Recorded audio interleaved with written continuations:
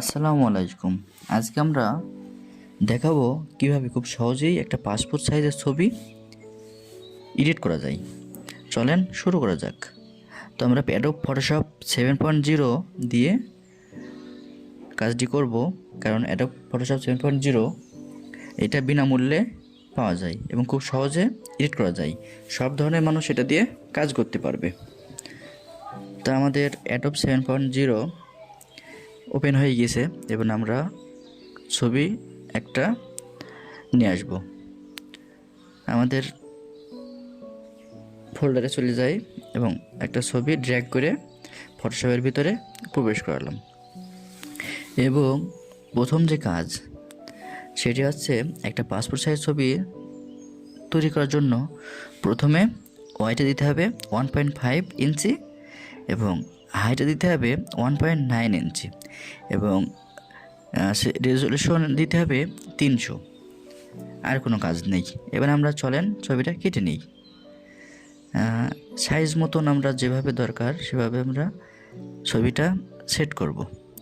তারপরে ক্রপ বাটনে চাপ দিয়ে ছবিটা আমরা কেটে নিব। তো ছবিটা খুব সহজেই সুন্দরভাবে কেটে নেওয়া হয়েছে এবং আমরা এখন কাজ পলিমার লেস টুল দিয়ে ছবিটা কাটবো অনেক সহজেই, তাহলে ছবিটা কাটা যাবে। চলেন কাটা যাক। দেখেন আমরা অনেক সহজেই ড্র্যাগ করে ছবিটা মার্ক করছি এবং দেখেন কোনো ঝামেলা ছাড়াই আমাদের ছবিটা ড্র্যাগ করা কমপ্লিট হয়েছে।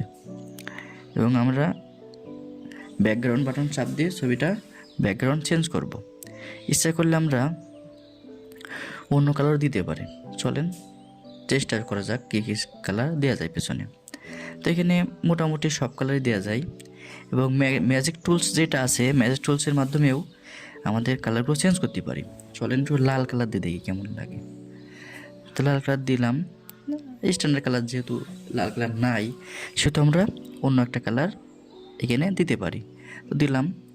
এবার যে কাজ, আমাদের ছবির ভিতরে অনেক সময় দেখা যায় যে পাশটা ফাটা ফাটা ভাব, ছবির যেখানতে আমরা কেটে নিই সেখানে বুলোর দিয়ে আমরা ওইটা কী করব, ছবির পাশটা সুন্দর করে বুলিয়ে নেব। তাহলে অনেক সহজেই এটা আমাদের বোঝা যাবে। হ্যাঁ, দেখেন খুব সহজেই ছবিটা গ্লোস একটা ভাব এসেছে এবং আমরা ছবিটার একটু ব্রাইটনেস বাড়ানোর জন্য